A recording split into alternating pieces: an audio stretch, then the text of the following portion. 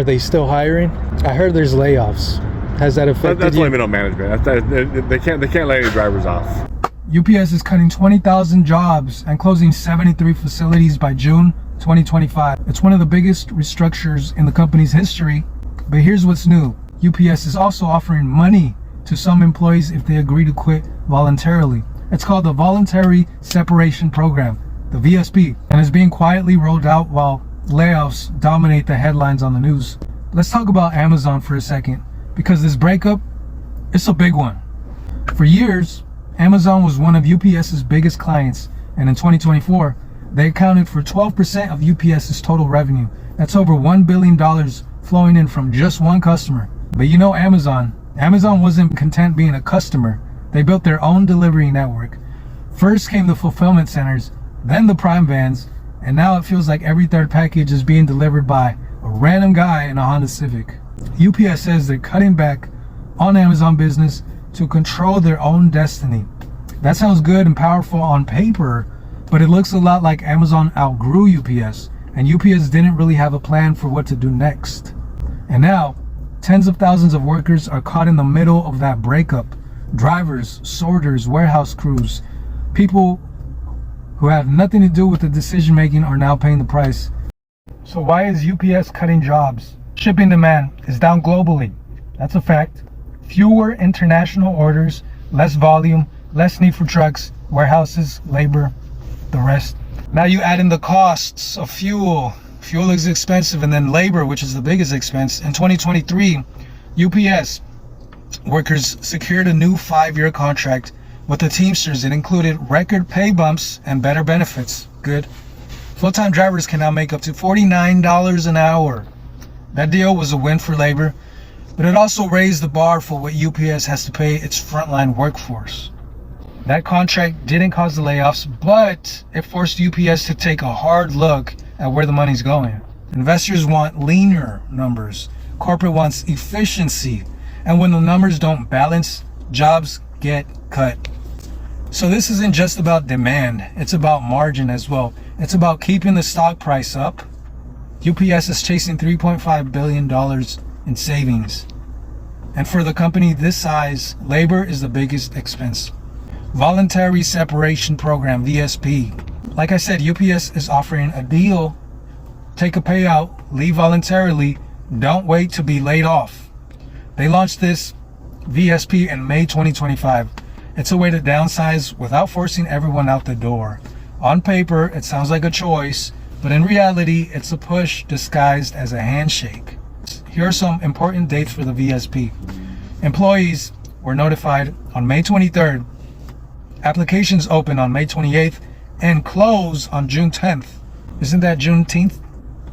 Actual separations will happen between June 2025 and March 2026. So who can apply for this VSP and get paid to quit, basically? 1, package car drivers, feeder drivers. 3, inside workers, depending on your job and title and location. So here's how it's decided. There is a cap on how many packages each work group can approve. If too many apply, seniority decides who gets the offer first. Here's what you might get. A one-time cash payment. The amount depends on the years of service and the role. Also, temporary continuation of healthcare coverage. And possibly some career counseling or job placement help. But, and this is a big juicy but, accepting this package could affect your ability to collect unemployment. The details aren't the same for everyone. You do need to read the fine print like always. So here's an example. Let's say you're a full-time package driver with 15 years of experience with the company. Your weekly pay is around $2,000.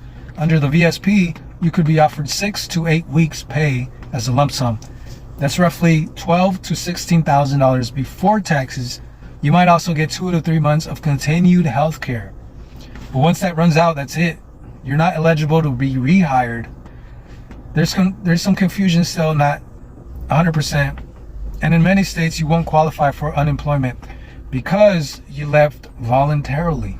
This lets UPS cut costs fast, and it makes the numbers look cleaner than a round of forced layoffs. So this is what's actually happening inside the buildings, according to the people living it. Some managers found out the same day that the workers did. Facilities are going quiet without warning.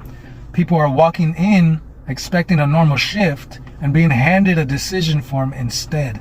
I looked on Reddit and one of the top upvoted comments was, "We're not even short-staffed anymore. They're just not scheduling us." Another viral post said, "I was told I was getting laid off. Then I was told I wasn't. Then I was told I could reapply. What kind of plan is this?" And this one really hit hard. "I've been here 19 years. What's my reward? A form asking me if I want to quit." And inside some hubs, drivers are being pulled off the road and told to sort boxes. Other people are having hours cut to the point where they can't even qualify for full-time benefits. So there's confusion everywhere and no clear answers. Some workers feel betrayed, others feel like pawns in a financial play. But almost everyone agrees the communication has been terrible. So who is most affected? Let's be specific. Here's who's getting hit the hardest. Newer employees with low seniority, they're first to be cut. Drivers in areas with shrinking volume, no volume equals no work. Feeder drivers in regions with rerouted logistics. Facilities that aren't automated, so manual hubs that they are on the chopping block. Also, we know now many of the actual buildings being closed. Here's a snapshot of some that surfaced on Reddit and internal leaks. Lexington, Columbus, Dallas, Philly, Tampa, Sacktown, Manchester, Tulsa, Boise, Albuquerque, Roanoke. These aren't just small town branches either. These are some of these are regional facilities that have been running for decades. Now they're being consolidated or just flat out being shut down. That's crazy work. So people who have worked 10, 15, even 30 years are getting asked to choose between a buyout or the unknown. That can be pretty traumatic for some, but not everyone is seeing the same thing. I interviewed a UPS driver today, actually, who's been with the company over 35 years. I heard there's layoffs. Has that affected That's you? only middle management. They can't lay any drivers off. It's only middle management who are getting laid off and stuff. So, Really? yeah. I didn't No know that. drivers. No. No drivers. Okay. We're hiring more drivers. As a matter of fact, it's like lower level middle management. They're getting laid off. Okay. HR and those kind of people. So Would it depend on the location? Like less busy locations, would that affect them or not? I don't think so. No, I think it's just across the board. Okay. Who has the most this, and they get laid off. So yeah, it sucks. And according to him, the layoffs seem to be hitting upper management and corporate more than the drivers at his location, at least. I don't know if he could tell the truth or not, if he's just covering for them, but that's what he said. That could be true, or it could be that his region hasn't felt the full weight of it yet. Who knows? But we are in a high traffic area, so maybe they're not getting hit hard. Some locations are being hit hard though. Others are barely being touched. And depending on where you are, your seniority and your role, this whole thing can look completely different for you. Closing thoughts. So this isn't just about business strategy, it's personal. Some take it personal. And the silence from leadership, that's being deafening. Carol B. Tome, the CEO of UPS, hasn't said much publicly since the layoffs were announced. She did make over $19 million last year, but part of her job is to take responsibility and accountability for decisions like this. That's part of the leadership. But instead, workers are getting corporate memos in silence. And it's not the first time people have raised concerns about her. Some Reddit threads I've seen point out that she came from Home Depot, where she also pushed aggressive cost cutting. Some blame her for prioritizing Wall Street over its workers. Whether fair or not, that's the perception now. There's always been a gap between the boardroom and the break room. That gap is growing, and that may be how they want it, to be honest. So some workers are even talking about striking, but unless it's approved by the union, a strike would be considered wildcat. That makes it illegal under the contract that you're in. So you could be fired even earlier. So while the anger is real, the options are limited. And here's the hard truth. You can't make everybody happy all the time. This is business, and in business, it's about money. So that doesn't mean people don't matter, but it does mean you have to fight harder to be heard. So what do? You stay alert, you stay informed, you talk to your reps. And if you're a UPS worker, you review the VSP details closely. Speak with your union HR rep. Don't sign anything you don't understand. And if you're in corporate, get out of the echo chamber. Talk to the people loading trucks at 3 a.m.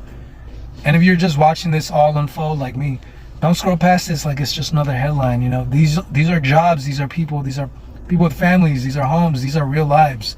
So let's see how it all unfolds.